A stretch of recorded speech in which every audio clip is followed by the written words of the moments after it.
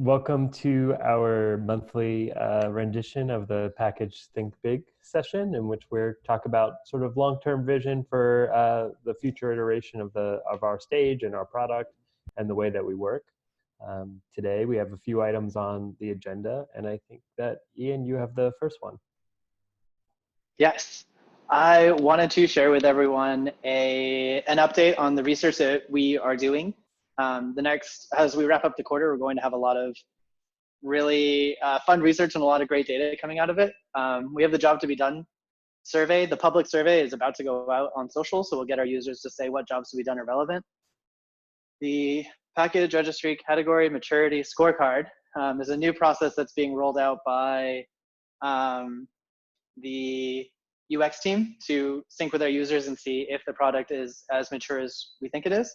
It's a really exciting initiative to see what they're feeling about it and help us guide us in the next steps.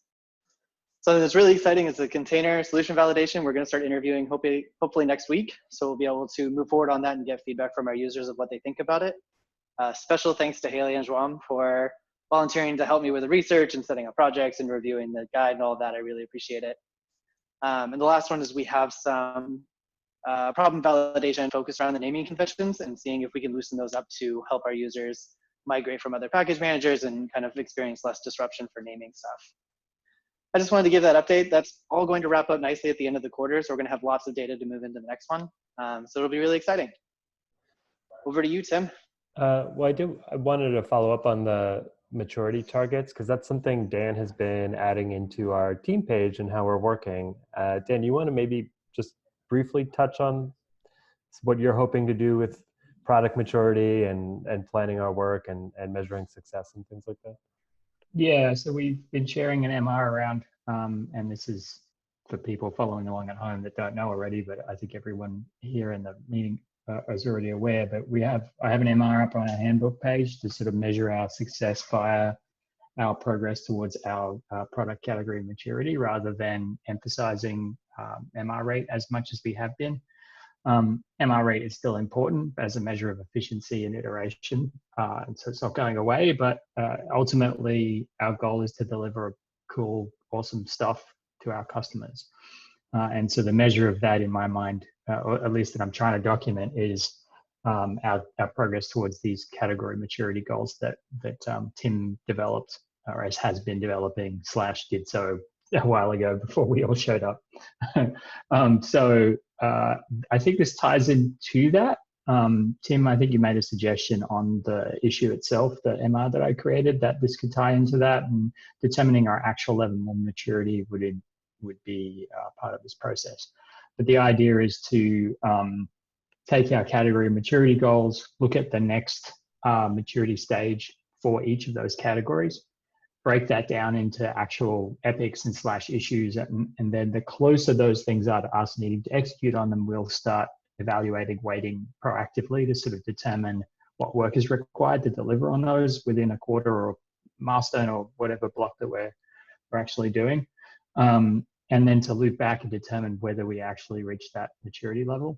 Now, I think this measure, Ian, is sort of a measure of our whole setup. The maturity scorecard and the research that you'll be doing with our users will be a measure of whether we determined the right things to deliver, as well as whether we delivered the things we committed to deliver. So I think as far as a measure goes, I think I'd be a little bit, it's difficult to know whether we all developed the right thing, and this is sort of a measure of that. And then, but as far as our measure of success goes, I'm a bit more focused on, well, we wanted to get these issues done and deliver them to our customers, and we did that. So that's one part of that measurement. But this feels like, and maybe you can explain that a little more if you feel like it's necessary, but this feels more like an evaluation of our whole team's effort, inclusive of our product, of the development of those category maturity goals. Does that seem fair to you? Yeah, I think so. The focus is, like you were discussing, it is on the validation idea. So we have decided that we've moved forward in a category maturity. We think it's a viable solution for a lot of our users. This effort is us going back and really validating that our users agree. This has become a viable solution. Off the top of my head, for the package registry, which is specifically what we're testing, it's going to be, do we offer the right package managers for your solution, and is that why we're viable? And then as well as how easy is it to kind of onboard to make sure that we are that viable solution. There's a rigid process involved where we ask them like score it on 1 to 10 and give it a grade and stuff like that. So there's a cross stage aspect to it where every other team is measuring it and trying to measure in the same way so that we have that kind of constant score. But it is more of a reflection of what we're doing and validating it as opposed to the guiding force for what our next maturity goal would be. What do you think the time scale is for that sort of effort? Like in terms of, so we say, oh yay, we reached, viable, we reached lovable or whatever it is for a particular category. What do you think the basic guesstimate is of how long it takes to do this validation process that you're looking at?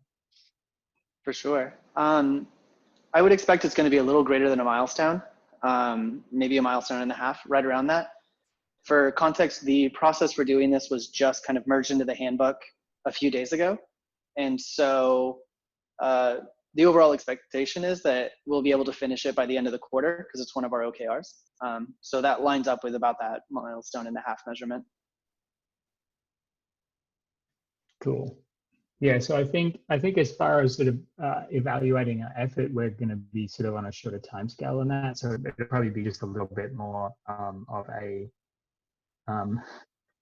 it'll be a little bit more of a measurable type. Oh, we completed 7 out of 10 or like 10 out of 10 items that we committed to doing, and then coming back and then reevaluating that.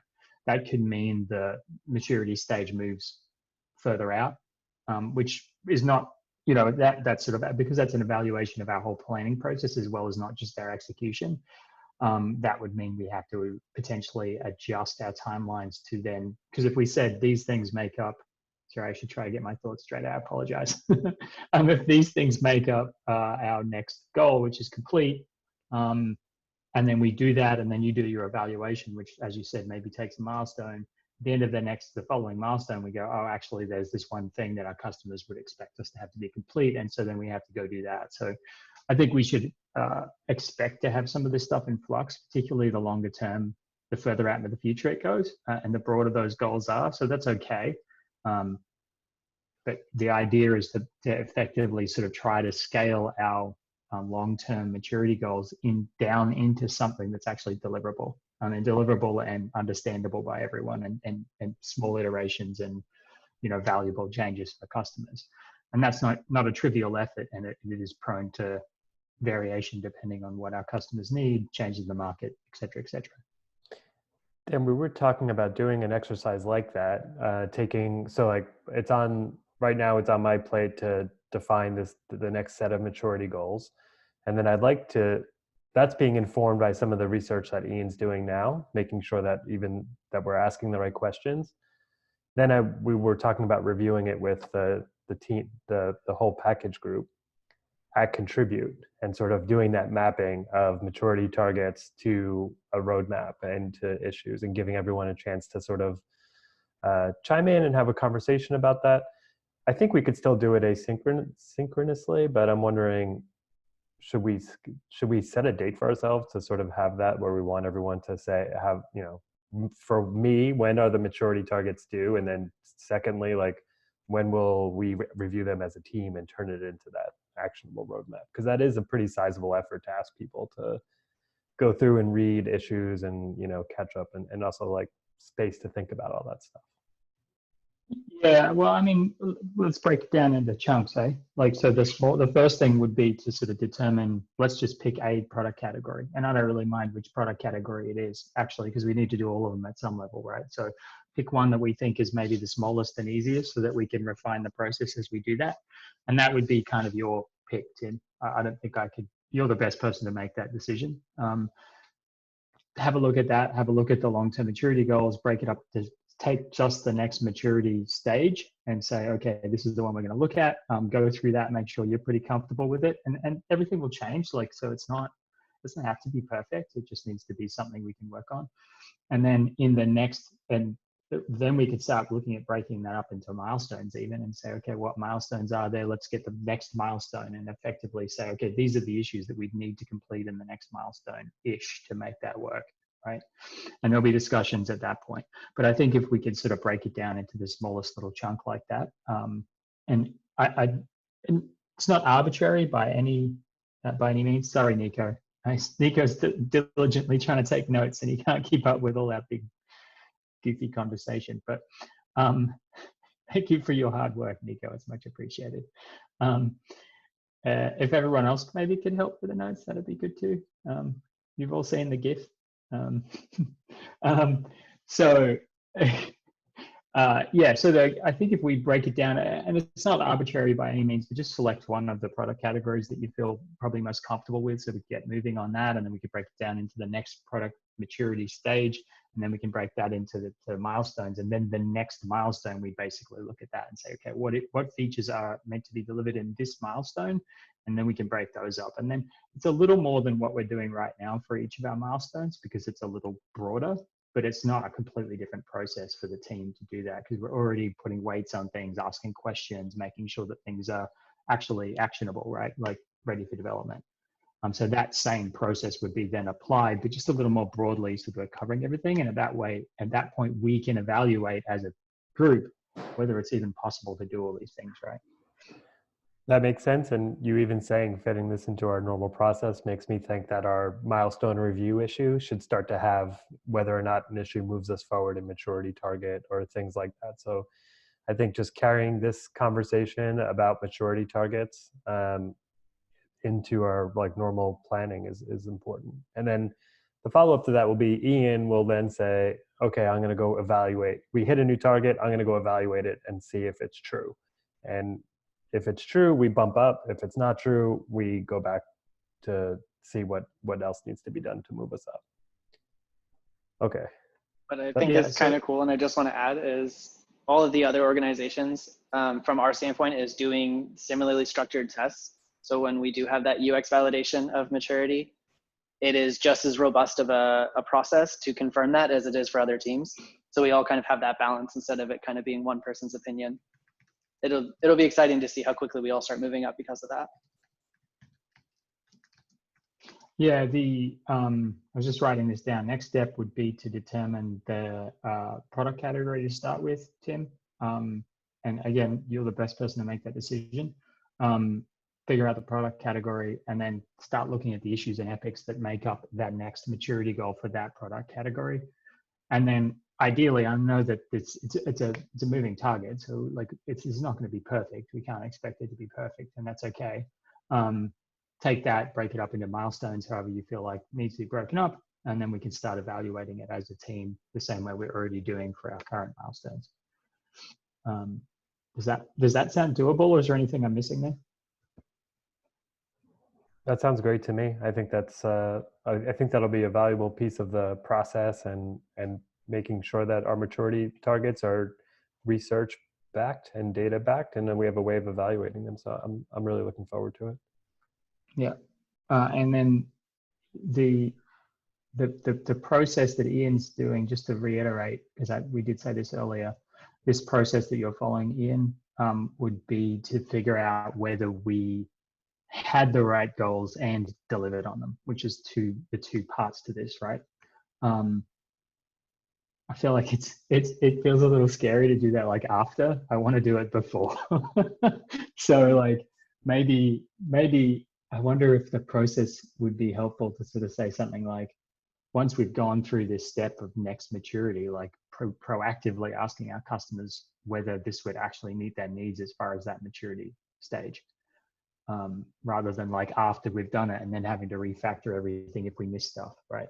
And then we would also be able to say, if we preemptively had this discussion with customers, and I'm not saying that's easy by any means, and I'm not trying to put even more work on your plate, Ian, because I know you've been very busy with this stuff already, but that'd be nice, because then we could say, oh, the customers don't actually care about this particular feature, and so that could be moved into a following maturity stage, that type of proactive thing. Anyway, I'm going to stop rambling. I just want to call out, I think it's really exciting, and you're on the nail on the head for that we should be doing a little bit of preemptive research as well, working with our users to make sure that what we think is what will move us to the next maturity is what resonates with them and what feels right. And then we are all working on moving this process a little bit earlier in the validation part so that it is part of the overall move for category maturity. Instead of we said it is more mature and now we have to go check, because that can cause a little bit of turmoil, but that's a little bit farther down the road. Cool, thanks for that. And the MR is out there. I'll share it in the agenda so people can go look at it if they haven't had a chance already. I'm about ready to merge it. I'm just having a bit of a chat with one of my peers who's been asking some really good questions. Rachel, thank you for that. Rachel, if you're seeing this video, much appreciated. But it's basically good to go. So I'll probably merge that sometime today. Cool, that's it for me. Thank you. Cool. So I had the next item on the agenda, and I wanted to, we've talked about the dependency proxy a little bit before as a team, but I wanted to bring it up again because it's now available on .com since Puma was released. I think that was last milestone.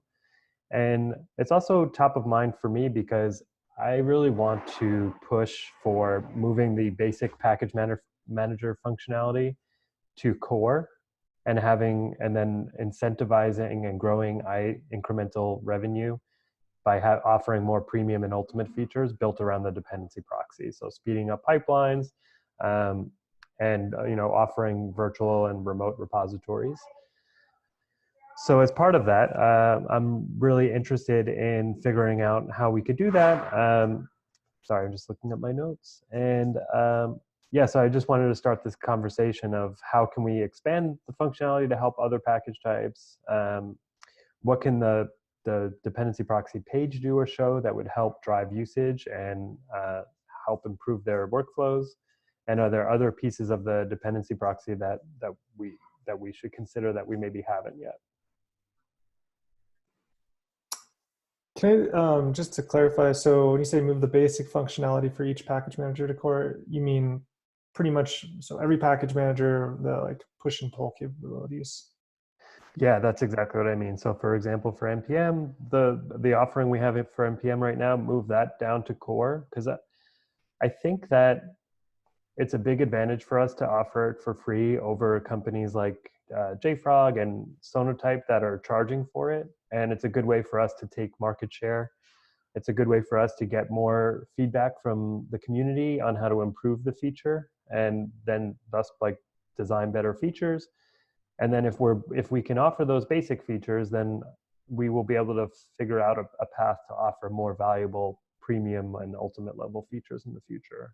That's my hypothesis. And yeah, exactly. Okay, cool. Just want to make sure I understood.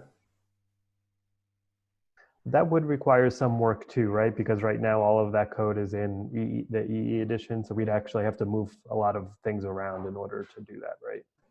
Yeah, there would be a fair amount of moving stuff around. It's hard to say how much effort that is, if it really is just like copy and paste files from one place to another. But yeah, that's kind of why I asked. I was trying to get my head around like how much of an effort that might be before moving to some of these extended features. Would we be able to do it in a sense, in like, can we focus on one at a time? For example, like for NPM, we see our most usage. So I'm always trying to prioritize the NPM registry first so we can get feedback and then decide if we want to move it to the less popular package managers. Could we move NPM to core, or would everything have to basically be moved at once? Yes, there's sort of two sides to how the package code is structured. There's the code that interacts with the package clients, so the package managers, and then there's the code that's within GitLab that's fetching data and displaying it on the front end. So in order to make the move, we need to move over all of the internal GitLab front end back end stuff. That needs to be moved over no matter what. And then from there, each package manager can kind of go one at a time and be done incrementally.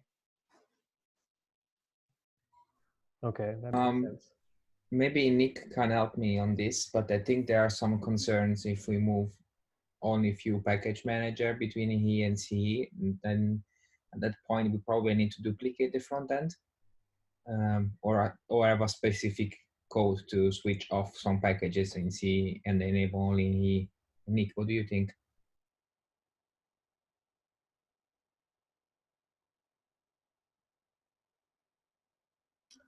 Yeah, I think that's probably right off the top of my head.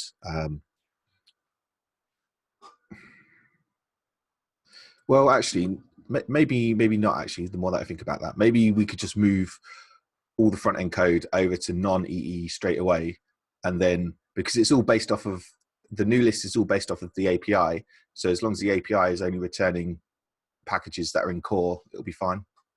So yeah, there's a little bit of risk there, but it's doable on the front end, I think.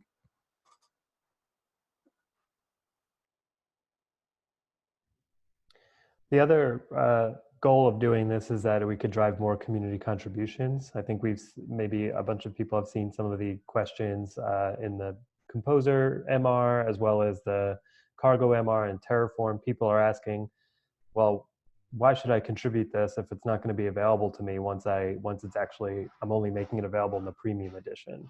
So knowing that it's really important to us to get community contributions for these package managers, I think that's another a way we can offer a carrot for people to contribute, because it'll be available to a wider audience and the wider community. So that's the other reason that I'm also pushing for that.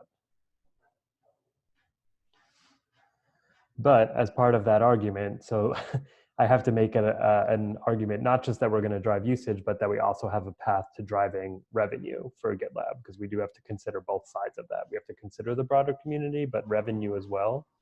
So for me, the first thing that I'm going to is, well, we have the dependency proxy as an ultimate feature. What can we do to improve that offering? So maybe like one question, can the dependency proxy be expanded to cover NPM and Maven potentially, or other package managers?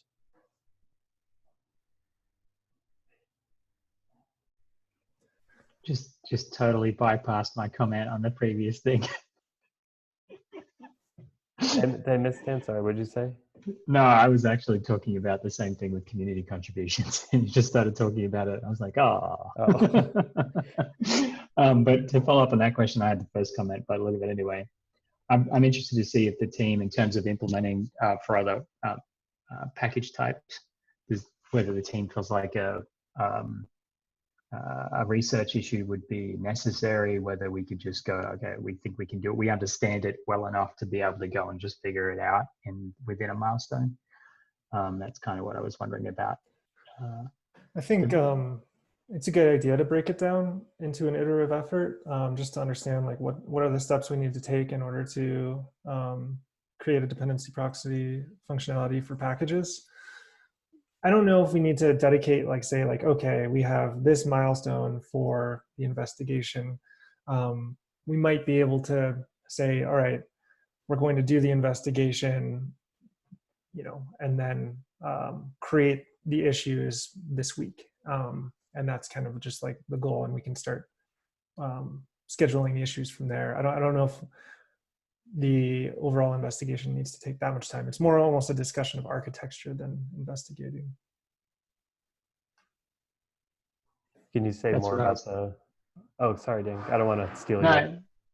No, you're probably going to say something smarter than me anyway. Go ahead, Tim. Can you say more about a question of architecture?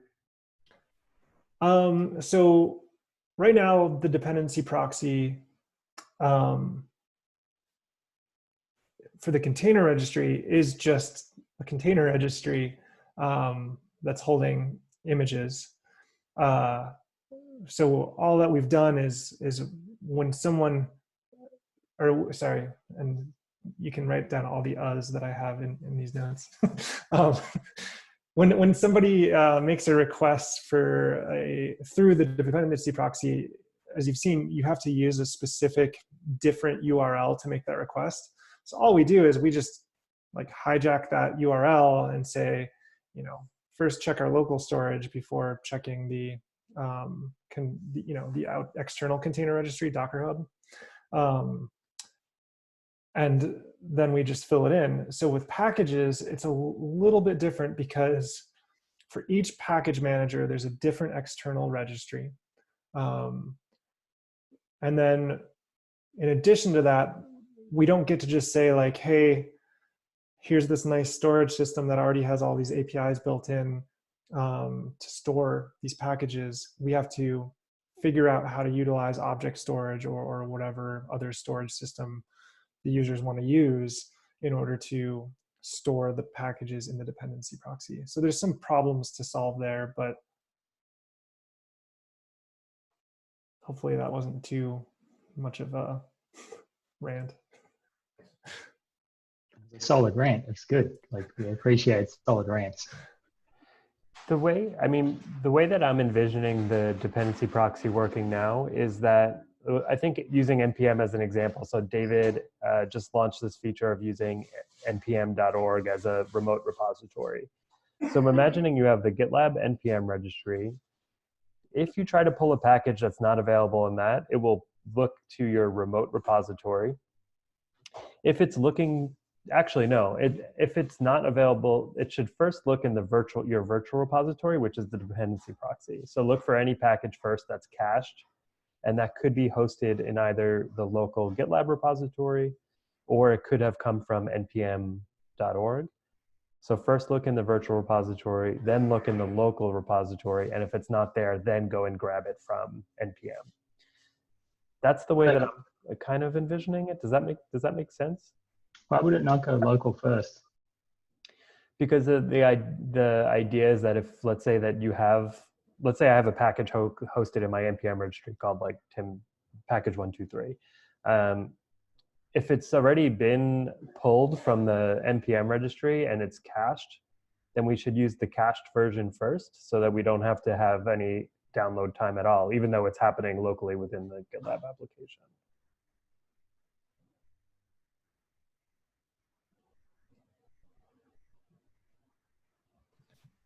One good first step might be doing what we've done for npm, just setting up package forwarding for all of the different package managers we have. Then that gets people, access to those packages through GitLab, and the next step is caching them in the package dependency proxy. That's kind of what I've been thinking. So do you think that we should do that we should roll that out for Maven and NuGet, or do you think we should trace one all the way through? Should we continue moving npm and try say, okay, now we're pulling the from a remote repository, then we're caching them, and then we're providing some additional layer of efficiency on top of that? I'd have to throw that back to the product manager to talk to give the voice of customer, and like how important would that be for npm users now versus adding that other functionality for the other package managers, like which one has more weight at this point in time? Well, the reason I think from the... Oh, go ahead. No, Ian, please. I was just going to say, from the users I've talked to, being able to go out and get them from the npm.js.org place and pulling it in is more important. And then the caching would be an additional part on top of it. Just the way that they've talked about it, that would resonate with them. First step, we're getting them all from the same place. And then the next step is we have that speed-inducing caching service. I want to add something on this. I think if we proceed horizontally, so adding the first type of feature to every packages, for example, just proxying, right? We have less risk to stumbling on something that we release the full chain of service for npm, and now for some reason we realize that on Conan with that architecture it's not available, right? Instead, if we move by step, we will always be aligned and discover this kind of problem simultaneously, more or less. That makes architectural sense. I guess my initial thought, just to play devil's advocate, was we can measure what is the impact of solving this for our most popular registry. Like, do we see a significant increase in usage and in people wanting to sign up for the ultimate feature? And but I am sensitive to wanting to roll it out logically. Maybe we can meet in the middle and do 2 or 3 package managers and not 5 of the just simply forwarding requests and passing them, and then we could move. Then we can make a decision on if we should move towards caching.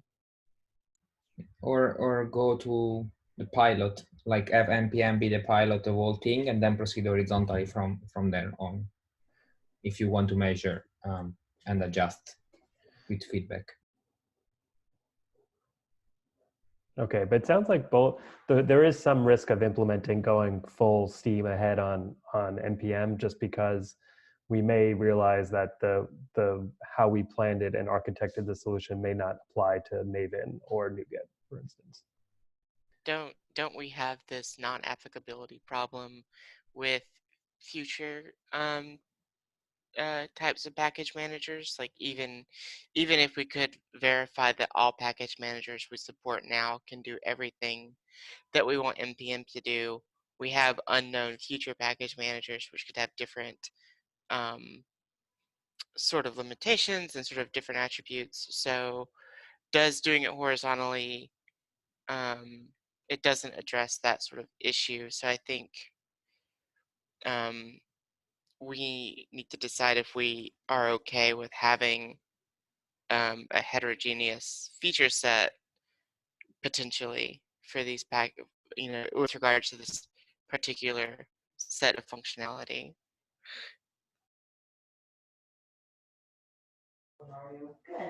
I agree. That's what we've run into with implementing package managers is as we implement new ones, we realize it doesn't fit exactly the recipe we've already laid out for existing ones. So there is no way to really know across all of them. What another benefit I like of focusing on npm for like a few months is the product leadership team has asked us to pick a North Star metric for like per quarter that we'll measure and evaluate ourselves on. So I like the idea of using maybe something like number of npm packages pushed and pulled, or just pushed. And then if we invest in npm, we could see at the end of that 3-month cycle, what was the impact? Did this help us grow revenue? Did this help us grow adoption? Okay, now see if we can repeat that for Maven or NuGet, and then restart the process. That's kind of where my initial thinking was. So it sounds like there is some risk associated with that, but we won't be able to mitigate all of that risk regardless. Yeah. Because go ahead, Dan. I didn't want to stop you sentence there, Tim. I finished.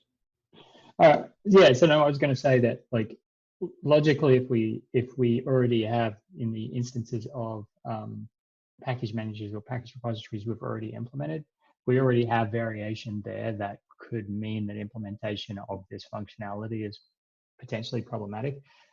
Implementing it for one of those package managers doesn't necessarily answer any of the questions for the others anyway, in the sense that, like, it would take a little bit of a judgment call from the people who've worked in those package managers to say, yeah, this sort of fits this model, we could probably move forward.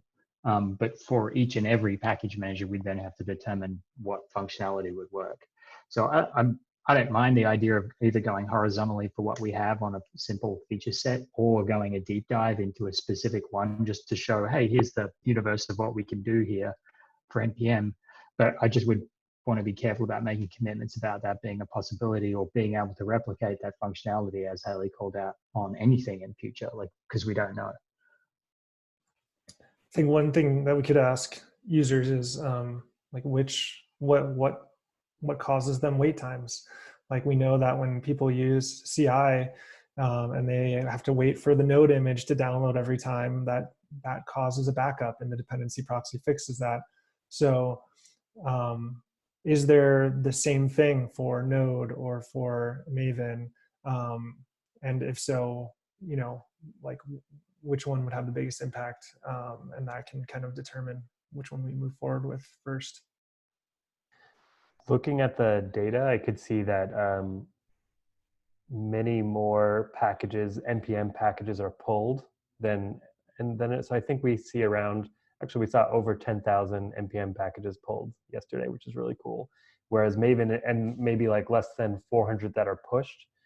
whereas Maven's the opposite. We see thousands that are pushed and less that are pulled. So it's that's why I thought NPM would be a good first test, just because we see the most that are being pulled. So there's maybe the greatest opportunity to speed up pipelines. I can speak from my experience when I run npm install and yarn install. It would be nice if that was faster. And speaking of expanding this, right now for the, caching images, we're only caching images from Docker Hub. I know right now we're in feature freeze in terms of adding container registry functionality, but is it possible to add images that are hosted in the GitLab container registry to have those be cached as well?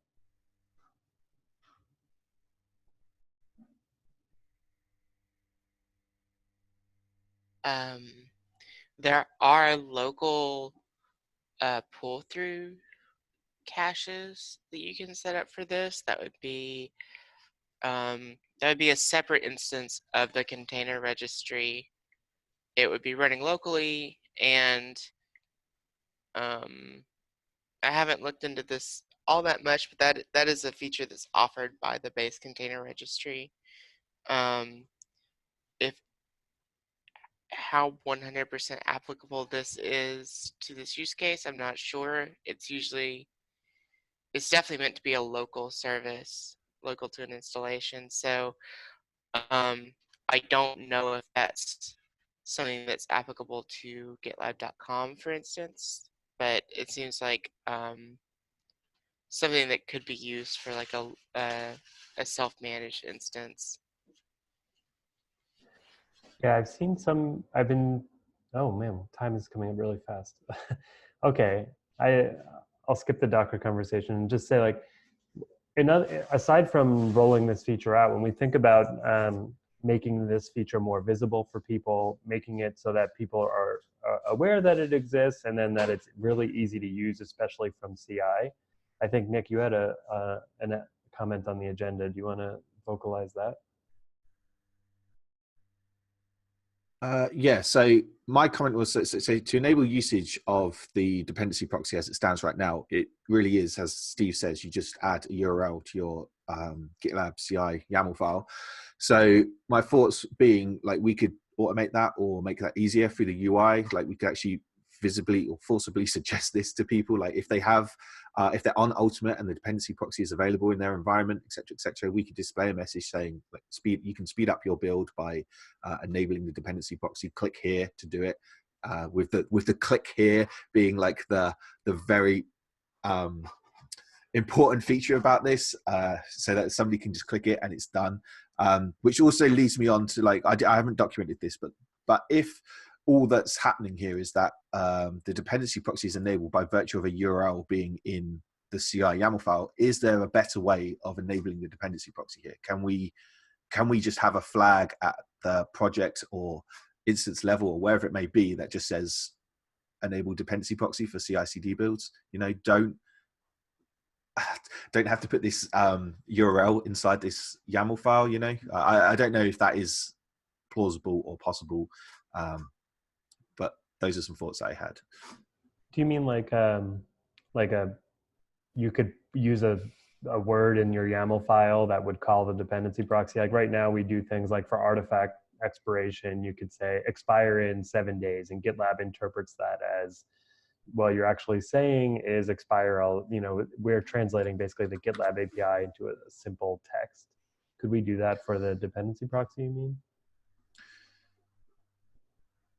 I mean, well, yeah, that could be an alternative way. It sounds like it's possible. Sounds like it's plausible. What my intention was with that idea was not to have anything in the YAML file at all. So that the YAML file isn't what is dictating the use of the dependency proxy. So there's a setting that lives somewhere else that you turn on or off, and can be managed in a number of different ways. And that setting, because otherwise you're going to have to make commits, is going to affect your Git history if you're just turning on and off your dependency proxy, which is, I don't know, like in terms of like GitLab, it would have to go through maintainer review and everything just to be merged into your project.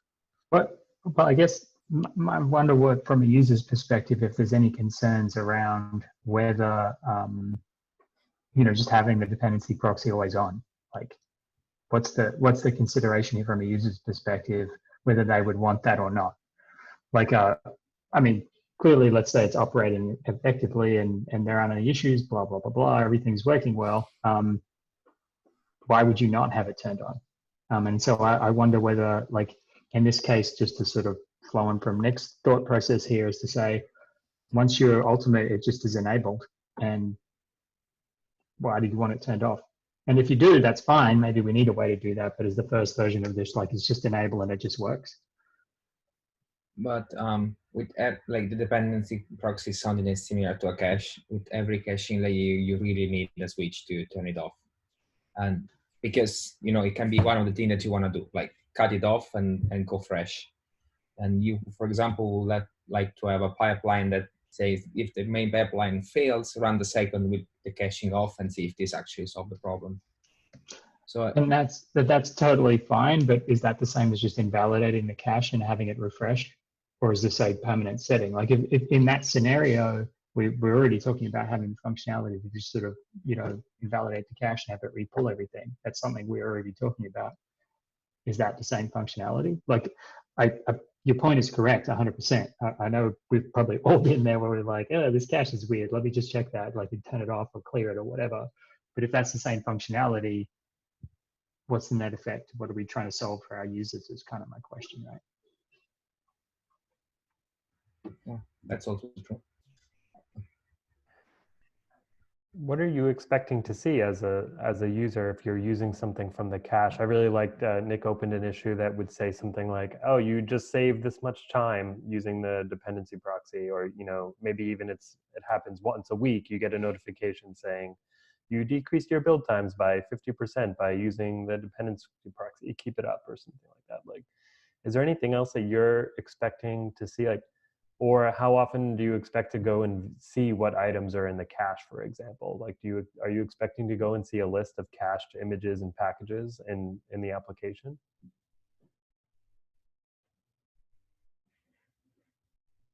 I personally don't feel like I would care what's in the cache, and I would notice that the builds are faster, and that's really all I care about. Would you From the go in? I was going to say, the users that I've talked to about this, it's been pretty light. And as a user UX person, I'm definitely saying some researches in the future. But that's how they talked about it. They don't really care what's in it. They just want their pipelines to run faster and be more stable. And then they're really happy if they never have to think about it again. That's the dream state, as I've understood it. I don't know if, Tim, you've had similar reactions as you talk to users about it. I haven't talked to too many people about the dependency proxy, to be honest. I think that could be worthwhile. The few people I have spoken to have had that similar sentiment. And I think a lot of the concerns come around when it comes to, like, well, how do I know that it's using the right image or package? How do I, you know, if I, you know, I think some concern around that you would use some old cache layer and not be using latest or something like that would be, or the stable or something like that. There's some concern about that as well. But at that point, like, do we think the idea of just having retention policies in the cache is kind of like a TTL in the cache is the way to handle that? Like, I think there's some considerations around how we think about a cache in terms of what we're doing, right? Like, so if I'm building code and I have a particular version that I'm always pulling, should that go away ever? Should that always be in the cache? If that there's a security patch to that particular version that's released on the server that I auto update to, but I'm still pulling the sort of dodgy version with problems because it's in my cache and it never gets invalidated. Is that a thing? You know, is that something we want to account for? If it's a new version, there should be a new version, right? The broken one that's in the cache just won't be pulled anymore. You ideally, or like a package manager. I think we lost you, Gigi. At least I did. Is it just me, or is he frozen? No, it's frozen. Yeah, I think. I mean, the The point there is, yeah, there'd be a new version, but if you're pinning versions to a specific version for your local instance and that version exists in the cache, it's going to go get that version from the cache, right? And so if we permanently never remove them, that would require a manual action from an administrator to figure out what happened. So do you want then to have a cache that is just a TTL? It's basically like, hey, you pull it once this week, just for argument's sake, and it's there for the week, and then it goes away at the end of the week or month or whatever. It doesn't matter what time scale we're talking about. I've been leaning towards thinking about it that way, setting up, I think I forget what I wrote in the issue specifically, if it was 30 or 60 or 90 days, but basically just emptying anything out, anything from the cache that hasn't been used in, let's say 30 days, just emptying it. Because the worst case scenario is it's just going to go fetch it. And it's not like nothing is going to break. I'm really concerned about getting into a similar situation we were in with the container registry storage. So I thought we could just handle this early on. Nico, do you think that's not true what I was saying? Because I did make this assumption that nothing would break, but I saw you maybe react. Yeah, I mean, sometimes you have time constraints, right? You may have stuff the timeout. But that's definitely a first approach is good. Maybe a second approach will be like expire stuff that are not touched, eat. Even like after 1 week, if they are not eat, you trash them and just keep stuff that like is kept being pulled down. It will also save the bandwidth of keep transferring it back again, because if it's something that is used, you will go pick it up again as soon as you dropped it, right? But that still ends up having the same problems of like you have an item in there that you never used or you did use constantly and it's just the wrong thing because it's a security consideration, right? I mean,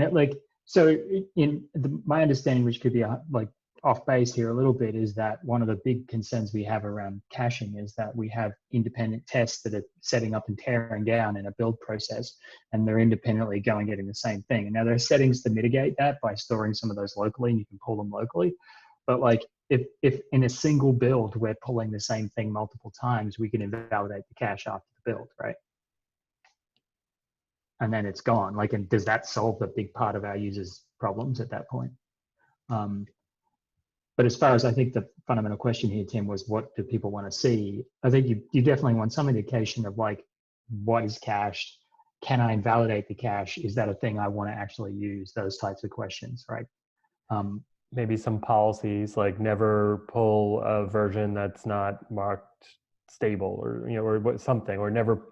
People may want to say never pull something that has a license of X or something like that. Maybe some additional policies around that. I have this, this is not really a tech focus, but my friend used to work at a car wash and he noticed that he would get significantly higher tips when he told people what he did, like when he would hand them their keys and he'd be like, oh, I just want you to know, I wiped down the wheels, I, armor all the tires, I did, and he noticed when he would do that, that people would always tip more. And I kind of feel like for the dependency proxy, since the feature will be essentially in the background running, especially if we auto enable it, if you have Ultimate, having some level of telling people, hey, we are saving you time. We are serving this many cached packages or this many cached images, and having those little prompts and reminders I think will be really valuable if we could figure out a good way to do that. Maybe follow up with a tip jar or something. Yeah. Maybe at the instance level more than with a single project. So this is probably more interesting for groups and like admin, right? And we could, for example, measure how much time it takes to download from GitLab the image from somewhere else and say, we just saved you 6 hours, 20 hours this month because, sorry, because we are using the dependency proxy. But I think it's still valuable from a user's perspective to indicate that something is cached. Like if I'm building something and I go, oh, let me run this pipeline or let me build whatever it is, knowing that it got a cached item is probably valuable, because as you were saying before, Nico, if there's some weird issue and I'm like, oh, what's going on here? Being able to see that I actually pulled a cache version instead of the original, or I pulled the original instead of the cache version, it might be helpful, right? So we went, go ahead, Nick. I was just going to, can I suggest something that might be really, really stupid? or totally wild. But so I've been listening to this, and we've been talking about packages, and just proxying packages this entire time is basically how we're going to handle caching of these packages by the sounds of things.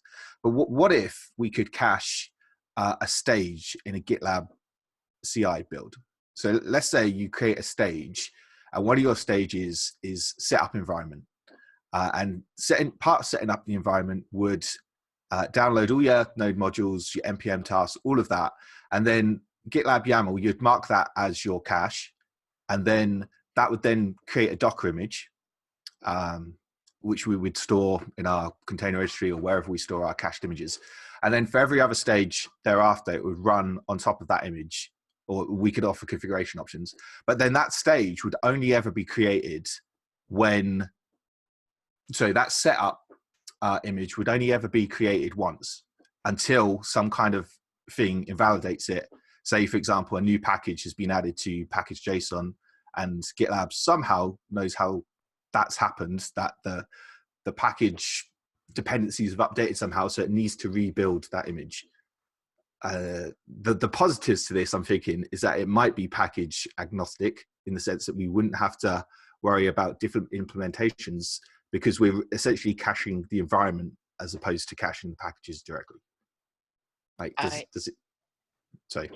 Oh, I think this is a really cool idea. I think maybe we should get the online garbage collection solved before before we do that, because that was my first thought. Is like, oh no, because that's gonna because these are somewhat semi-ephemeral. Is that a thing? Like these have definite lifetimes. You're not gonna be like, oh, where's the cached image of my build environment from 2 months ago? I really needed that. These are gonna have like a definite lifetime, and so being able to clean these up, I think, is really important, especially if they're widely adopted. That could cause a lot of. Well, Haley, I think what's happening, sorry to interrupt, but I think what's actually happening here is we're already doing this and creating these images. It would just be we'd prefer them in other stages in the test, because they're already being created and not deleted out of the container registry as it is, right? Yes, that's fair enough.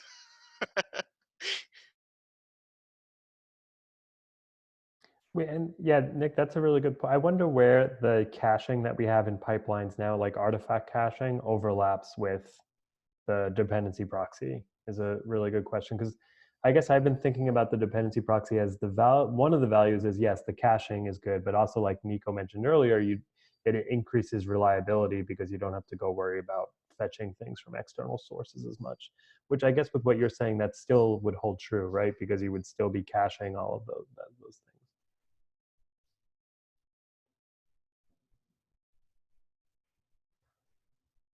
Okay. So I think we have gone over our time. Maybe there's a lot of things that we discussed. Going back to the very beginning, we have some work to do on the maturity targets and reviewing those, and some follow-up items that should be coming in the next couple of weeks.